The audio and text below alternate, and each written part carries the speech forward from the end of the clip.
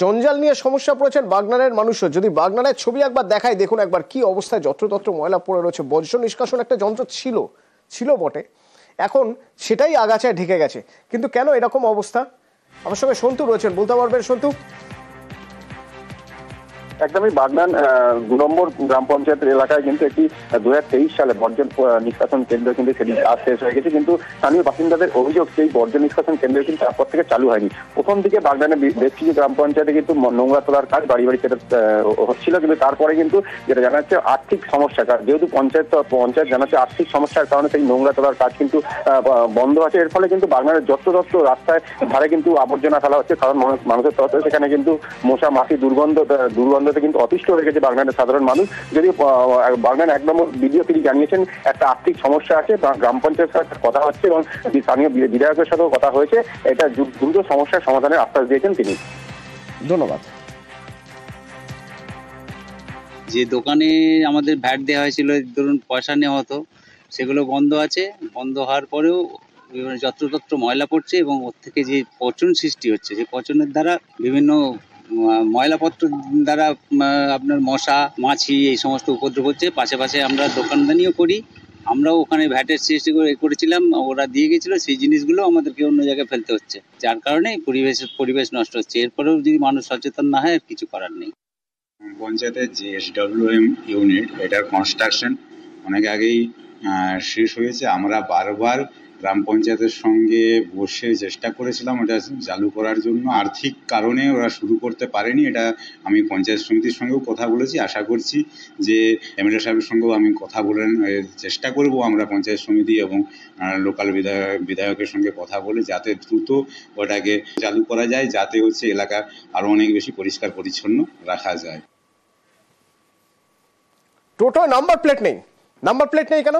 Police ধরতে যেতেই এবার পুলিশের সঙ্গে অটো চালকের বচসা, ধাক্কাধাক্কি, কথা কাটাকাটি, শিলিগুড়ির ঘটনা। পার্থপ্রতিম রয়েছে আমার সঙ্গে। পার্থপ্রতিম, কোথাকার ঘটনা, কি হয়েছিল?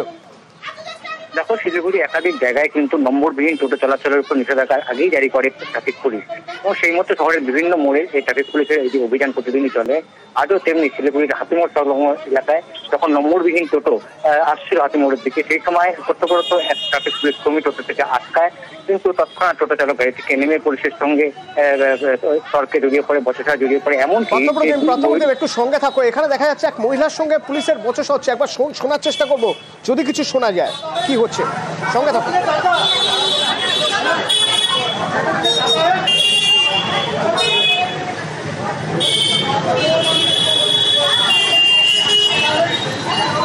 পার্থপ্রতিম, কি হচ্ছে? মানে দুজন মহিলা দেখছি, তাদের সঙ্গেও পুলিশের বচসা হচ্ছে।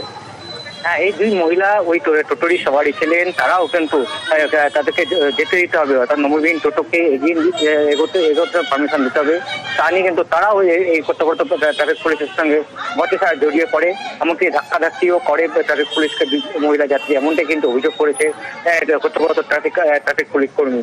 তাই সেই সব ঘটনায় খবর যায় এবং পরবর্তীতে অন্যান্য ট্রাফিক পুলিশ কর্মীরা ঘটনাস্থলে এসে পৌঁছায় এবং টোটোটিকে আটক করেছে, টোটো চালককেও আটক করেছে। এবং এর আগেও আমরা দেখেছি এই ট্রাফিক পুলিশের উপর টোটো চালকদের যে দাপাদাপি বা দাদাগিরি, এরকম আমরা দেখেছি বিধান রোডে গোষ্ঠপাল মূর্তির সামনে, কখনো বা শিলিগুড়ি জংশনের সামনে। সেইভাবে গোটা ঘটনায় কিন্তু একদিকে যেমন ট্রাফিক পুলিশ কর্মীরা ক্ষুব্ধ, তেমনি সাধারণ মানুষ তারাও কিন্তু গোটা ঘটনা নিন্দা করেছে। ধন্যবাদ। একটা লোক আসে এখানে, বলছে আমি এদিকে যাবো। আমি বললাম কি না, এদিকে যাবে না, 2 নম্বরের টোটো, এদিকে নিষেধ আছে। উনি আমার কথা না শুনে গার মধ্যে টোটোটা ঢোকায় দেয় এবং আমি থামতে বলি, তাও উনি মানে আগেই করেছে। তখন আমি টোটোর চাবিটা নিতে যাই, তখন ও টোটোটার চাবিটা ধরে আমার হাতটা এরকম করে, তখন টোটোর চাবিটা বেঁকে যায়। তারপরে ওই ছেলেটা বলছে যে এরকম টোটো কেন চাবি আমার বেঁকে গেল, টোটো আমি ভেঙে ফেলবো, আমাকে চেনো, আমি বাঁকড়াকোটের 4 জন ছিল, 2 মেয়ে ছিল, ওখান থেকে নেমে অনেক কয়বার আঘাত করেছে। আঘাত করার পরে এখানে একটা পাবলিক, আমি নাম জানি না, যদিও উনি আমাকে সহযোগিতা করেছে। অফিসার এখানে ডিউটি করছিলেন, পুলিশ অফিসার, সেই ক্ষেত্রে এক টোটো মধ্যে প্যাসেঞ্জার ছিল, এসে ভদ্রলোককে ধাক্কাধাক্কি করে, পুলিশ অফিসারকে ধাক্কাধাক্কি করার পরে তো অফিসার নাকি তাকে বলে যে 11টা অবধি এখানে নোটি আছে, 11টার মধ্যে ভিতর দিকে আসবেন না, এটা রিকোয়েস্ট করা হলো। তো এবার টোটোওয়ালা নাকি ওই প্যাসেঞ্জারের তাগিদে প্রেশার দিয়ে ওনাকে ধাক্কা দিয়ে করার চেষ্টা করছে। তারপরে প্যাসেঞ্জার নেমে গিয়ে ভদ্রলোকের সঙ্গে খুব বাজে বিহেভ করেছে, ধাক্কাটা কী করেছে এগুলোতে আমরা স্থানীয় লোক হিসেবে তীব্র নিন্দা জানাই। গরম পড়ছে আস্তে আস্তে, খাল বিল শুকিয়ে যাচ্ছে, নদী নালা শুকিয়ে যাওয়ার পর খালের জলটুকু অন্তত ভরসা থাকে চাষের জন্য। এই খালের জলই কৃষিকাজের জন্য ভরসা, কিন্তু সেই জল আসাও বন্ধ হয়ে যেতে পারে যদি কেউ এই কালভার্টের নিচটাকে বুঝিয়ে এইটাকে প্লট বানিয়ে বেচে দেওয়ার চেষ্টা করে। ঠিক এই ঘটনাই ঘটছে মালদায়, ঠিক এই ঘটনাই ঘটছে। কিভাবে ঘটছে সেবক রয়েছে আমার সঙ্গে। সেবক, একদমই দেখো, মালদহের হবিবপুরের ঘটনা, যেখানে এই কালভার্ট জাজওয়াল পঞ্চায়েত এলাকায়, সেখানে সরকারি পূর্ত দপ্তরের কালভার্ট, সেই কালভার্ট দিয়ে সারা বছর জল প্রবাহিত হয় মূলত খালের আকারে, এবং এই এলাকা কার্যত বৃষ্টিহীন, অনেকটাই খরাপ্রবণ এলাকা। ফলে এই এলাকায় কালভার্টের জলকে কাজে লাগিয়ে চাষবাস করেন স্থানীয় প্রচুর মানুষ। একই সঙ্গে প্রচুর মানুষ তারা দৈনন্দিন কাজে এই জল ব্যবহার করেন, কিন্তু এই এলাকাতেই জমি ভরাট করে প্রমোটিং করা হচ্ছে, এবং এতে যে কালভার্ট বা খাল সেইটা কিন্তু মজা নালার মতো চেহারা নিচ্ছে। এতেই ক্ষুদ্র স্থানীয় মানুষজন তারা প্রশাসনিক হস্তক্ষেপ দাবি করেছেন, কারণ তাদের আশঙ্কা এইভাবে ভরাট হলে এলাকা বর্ষার সময় কিন্তু দুফল প্লাবিত হবে। এক্ষেত্রে প্রচুর কৃষি জমি যেমন জলমগ্ন হতে পারে, ঘর বাড়ি তারা সমস্যায় পড়বেন, প্লাবিত হওয়ার আশঙ্কা বিস্তীর্ণ এলাকা। এই জন্যই ভরাট বন্ধ এবং কালভার্টের যে খাল বা কালভার্টের জল বয়ে যাওয়ার যে এলাকা বাঁচানোর দাবি সরব হয়েছেন এলাকার মানুষজন। আর পঞ্চায়েত করছে পুরো বিষয়টি তারা সংবাদ মাধ্যমে জেনেছেন, আমাদের মাধ্যমে জেনেছেন।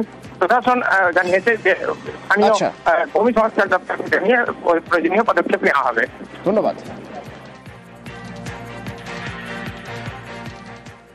এদিকে চাষবাস করতে পারছি না, জল যাচ্ছে না, মুখটা ছোট্ট মুখ রেখেছে, হ্যাঁ, জল যাওয়ার জায়গা নাই, ছোট্ট ড্রেন ছাড়ছে, ওটাতে জল যাবেই না, মুখটা ভরাট করছে।